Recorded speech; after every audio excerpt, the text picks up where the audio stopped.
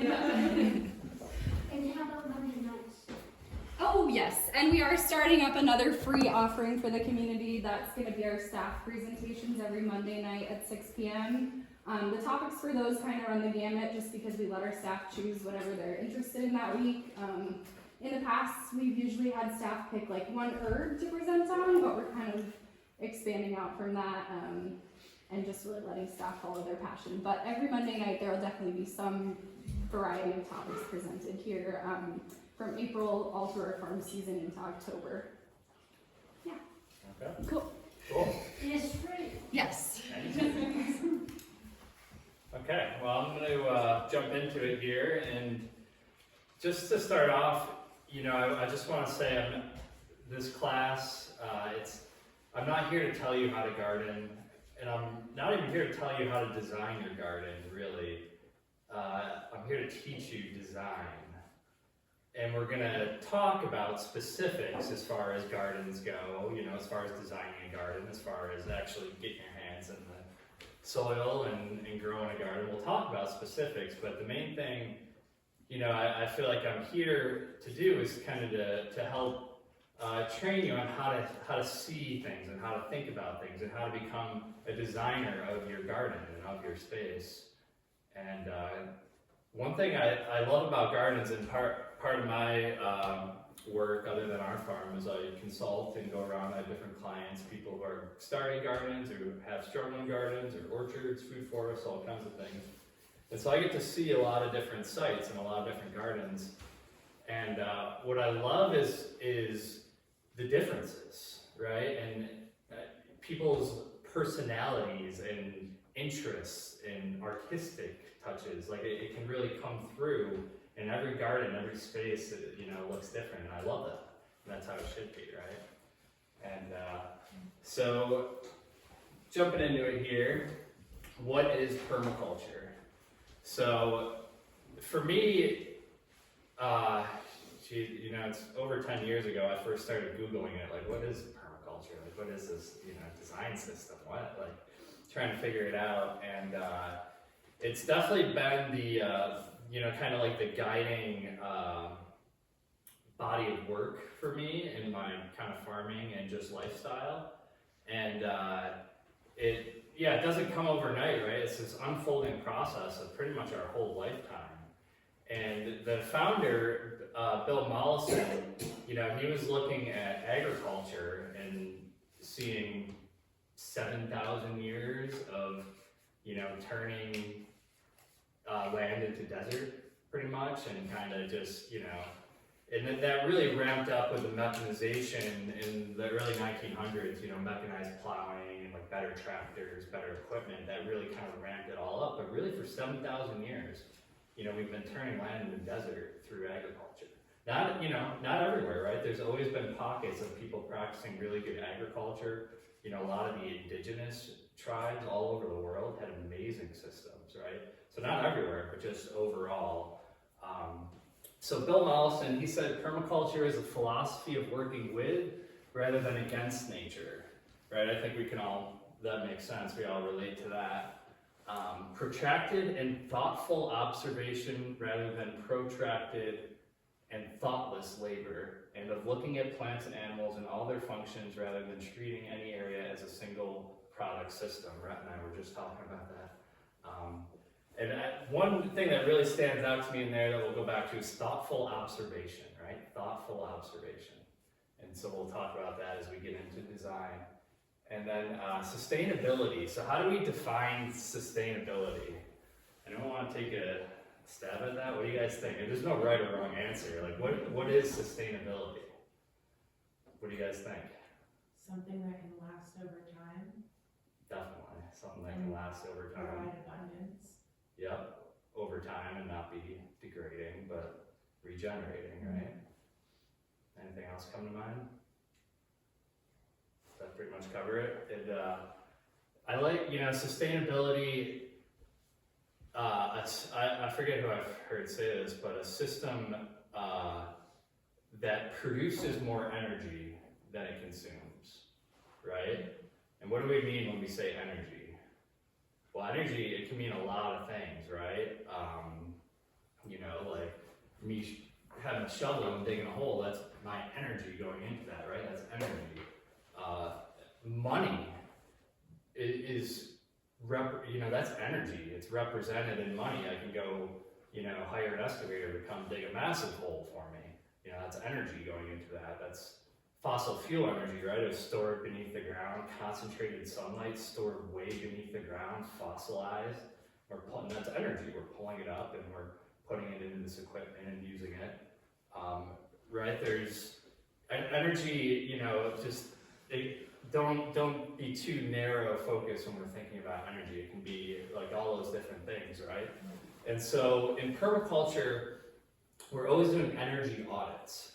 Okay, so what does that mean? Well, one example would be firewood, okay?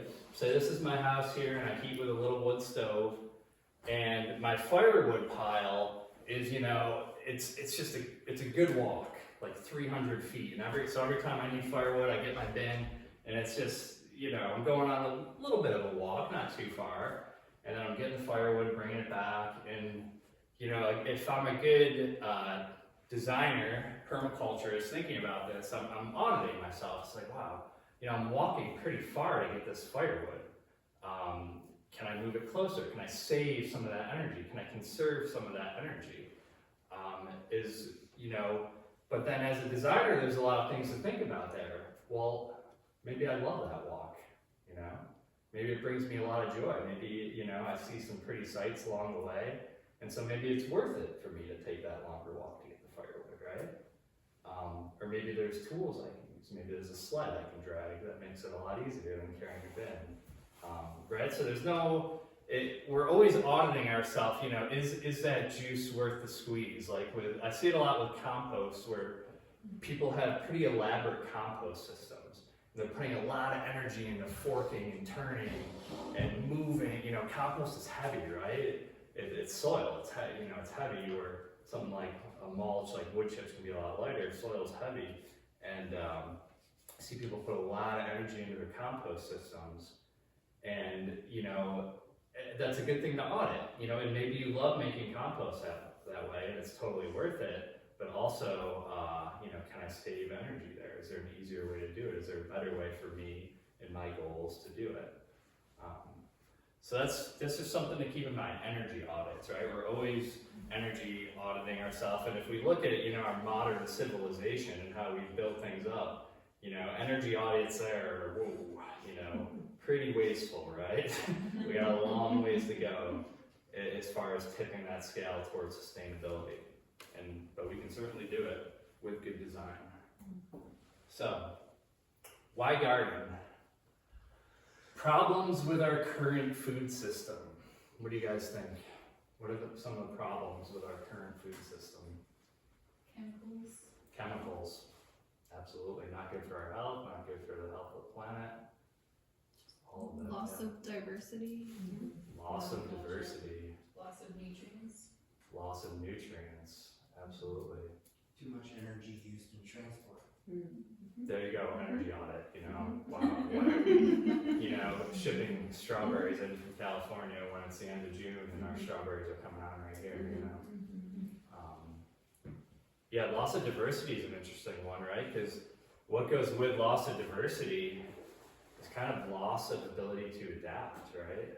That's how our natural ecosystems adapt, is through diversity, the climate patterns change and one species kind of rises up to fill a niche while another one struggles, right? And that can only happen through diversity. So that's a good point. Craving a connection to the rhythms of nature, our food, etc. I like that one. I wrote that one. I know that was really true for me. When I first got, I didn't grow up on farming or anything. And when I first kind of, I was in my early 20s and kind of quit one life and hit the road and started volunteering on farms, and I was certainly feeling that. I remember looking out my window in this little apartment I had in a city, and I had this little patch of lawn, like a little bit of landscaping, and I was just like, used to look out there, and I just wanted to know how to work it, how to work with it, how to get my hands in the soil and grow things and grow food, and so I was certainly craving that connection. And loss of nutrient too, I think you said, you know, that's really significant and really stood out to me lately. I've looked at some of the studies where the mineral content, vitamin and mineral content of food, you know, like every, like manganese down 10%, you know, sodium down 14%, this down like 30%, like they're all down, right? So it used to be eat an apple a day, and now it's like eat 10 apples a day. And so what we have with the commercial food supply is more and more empty calories, right? That's not fully mineralized food. In modern agriculture, essentially it has been kind of a mining operation. You know, they're kind of mining the minerals out of the soil, like, you know, like a mine, and just putting back what the plant needs to grow, but not what the soil needs, right?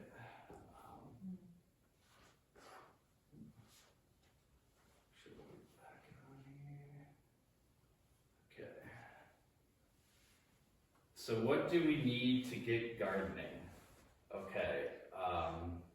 So site selection, really important for a garden. You know, I do that a lot when I'm consulting, is help people site their gardens. So what do we need? We need sun, right? That's an easy one.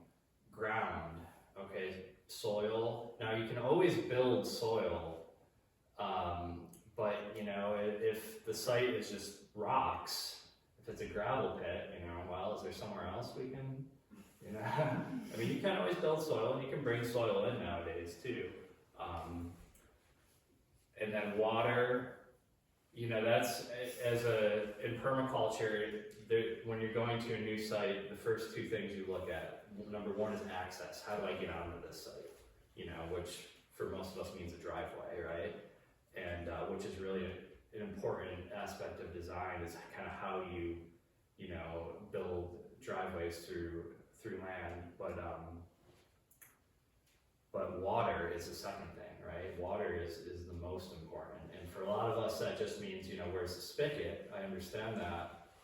But it really, it's, you know, water is kind of is life. It's kind of everything. And so even, you know, when you're thinking about siting a garden, you know, the farther, if you have your water source, say it's just a spigot on the side of your house, the farther away you go from that, you know, that's just more water line that you need, right? Cost of materials, things like that. So, you know, your garden is usually near your water source is really important. And then, one thing I want to just sketch out real quick. So if we have, let's say our site is on like a slope like this, right? Or like kind of a hillside, and we're looking south this way. You know, if we could build our garden anywhere on here, you know, would we want to be like 1, 2, or 3? What do you guys think? Where would be like the best spot to site it? You know, it all gets good sun right here. We can get water to every. It all has good soil. Do we want to be at the bottom, the middle, or the top? What do you guys think? All three. What was that? All three. All three. Yeah. Because it's a really big site and it's just one of us. You know? One. One. Two. I think two. 2. This is for the water source? This is for the starting a garden. Oh. Yeah, where would we put our garden? Well, one might be too wet, and two Yeah. better for it. Yeah. It's getting water from the number 3 part. Yeah, exactly. One could definitely be too wet, right? We have a whole, think about rain comes, right? We have, this would be a watershed. It all is gonna kind of concentrate down there around 1. So will the cold. Exactly, so are the cold. That's often overlooked when siting a garden, okay? If you go out, you know, this time of year, well, maybe another month or so when it's kind of warmed up a little more on a frosty morning, you go out, you can literally see how frost settles into low spots in the landscape. And so, you know, if you site your garden here where you could have sited it up higher, you know, you could be down in a frost pocket. You know, cold air, it needs somewhere to drain. And now, you know, once it gets cold enough, it goes the other way, right? Where you'll frost faster up higher. But when you're, you know, in that spring gardening season, cold air will settle into a frost pocket here. Now, what could be some issues up high there with number 3? Wind. Yeah, wind, absolutely. Right? You ever been on a hike and you get right to that peak and wind's whipping? So that's, something to consider up high. Also, usually water is going to be trickier up high. Now, nowadays we can just drill a well, right? But it's also going to be, let's say there's a big lake of groundwater under here. It's going to cost more to drill your well from up here, right, than it would be from lower down. And so really, what we're talking about, number 2, is the ideal kind of place. You don't want to be too low in a frost pocket or a wet spot. You don't want to be too high when you're siting a garden.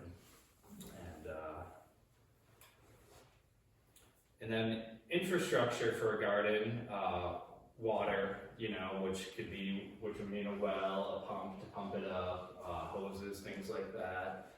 Now fencing is a big one, right? Now there are ways around fencing. Say you have deer in your area and they would love, the deer will eat everything in your garden. What would be a way, to keep the deer away without a fence? Hawthorne, a living fence.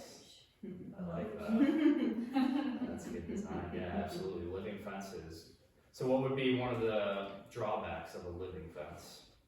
You have to grow it. You have to grow it. It takes time. So you could be, my experience, probably about 5 years. I don't know, before you have something substantial, maybe more, longer. Yeah. So, but it is an excellent, right? Because when we're designing, we're designing the space, but we're designing in time too. So if there is an area, where we can do a living fence for the future, it's, excellent design. The fencing, what's the other one? Retnas. Great Pyrenees. Great Pyrenees. Now you have fences too. I think it's great to have both, but a guardian dog. Okay, a lot of people, if you want to put a big garden in and you don't do the fencing yourself, it can be really expensive. Fences, it's a lot of money. Even if you do it yourself, it's a lot of money. Livestock guardian dogs, they live outside right through the winter and they bark and they keep deer away. They do wander pretty far. Usually they're on ranches and things like that, but it's just something to consider. Dogs can keep deer away. And then also, a shed is really nice. Keep your tools nice. Garden shed and a greenhouse. This far north, you don't need a greenhouse to grow a garden. Definitely not, but it can extend that growing season quite a bit, and it's a really nice piece of infrastructure.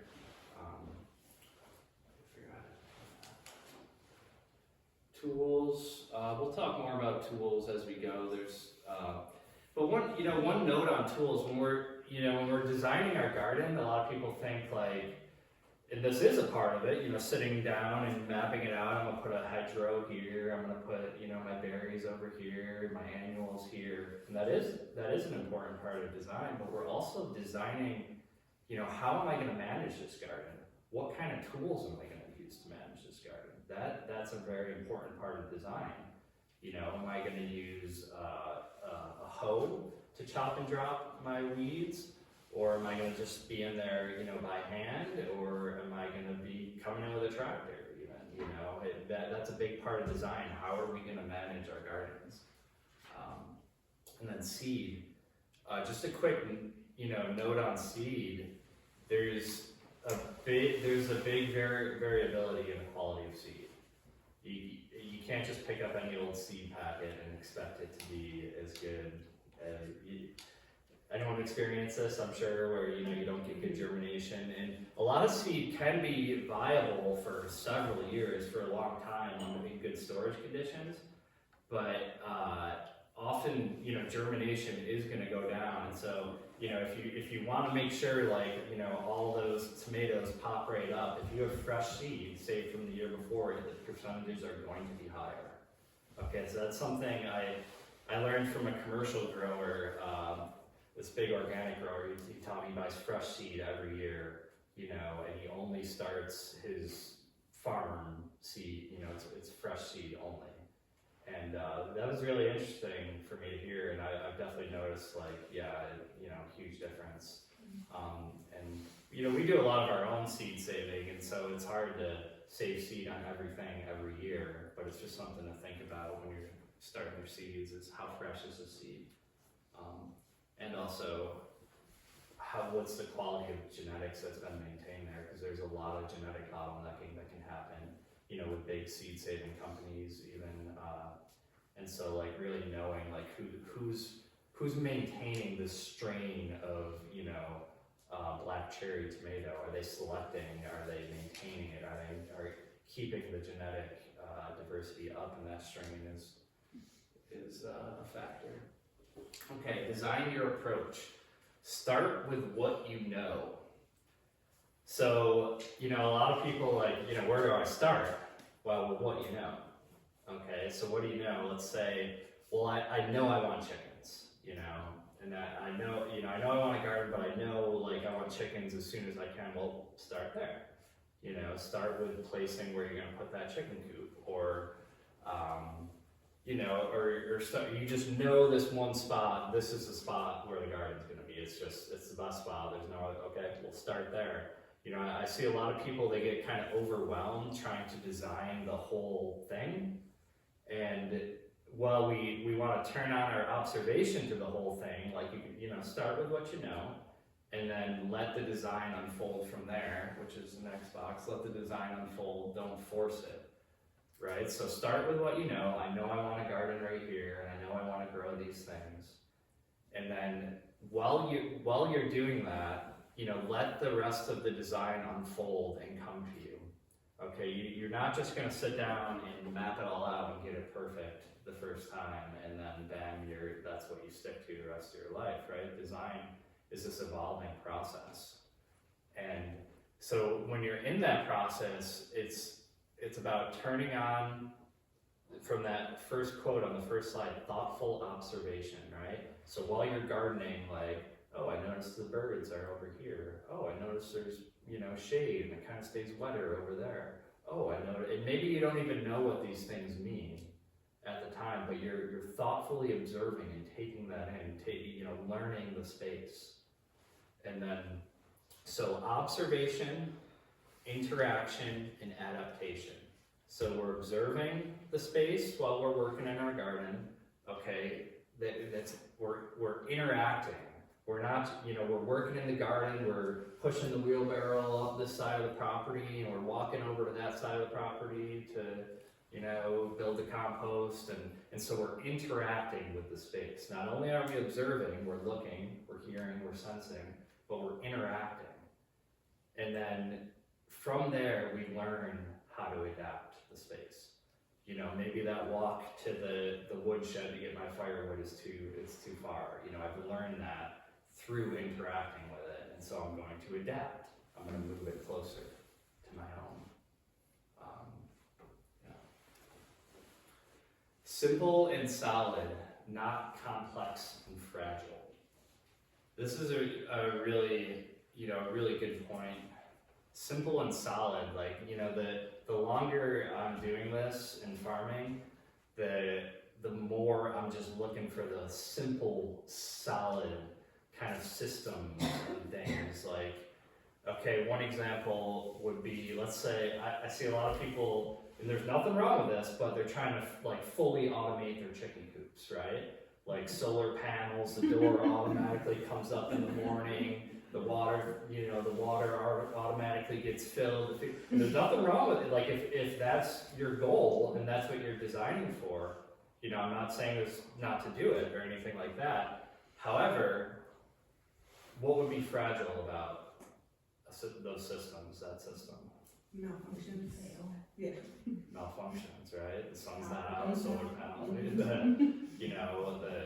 it just breaks, and it's okay, now you gotta troubleshoot, figure out what's broken here, the motor, the power source, and then, what if it does break and the chickens aren't getting water and it's 90 degrees out, right? So it's fragile for the lives of the chickens even. And so, what would simple and solid be? When I go to fill the chicken's water, you know, I just grab it right there, and I have a rain barrel right here, and I just dunk my bucket in and fill it and put it right back. And even though it takes me, you know, every few days going and doing that, it's simple. It's all right there. It's not going to break. It's solid. And so that's just kind of an example that can be applied to a lot of things with our design. Is you know, simple and solid, not complex and fragile. Okay. So initial soil prep on a garden. So as designers, we're designing the space, but we're designing in time as well, right? And so when we're talking about starting a new garden area or starting a new garden or expanding a garden area, getting ahead in time can be super beneficial. So like for me, I pretty much prefer a whole year ahead. If I know I want to start a garden right here, I want to start prepping that ground a whole year ahead of time. Okay, and that allows me to work with nature much better. And so some examples of this is like sheet mulching. Anyone familiar with that term at all?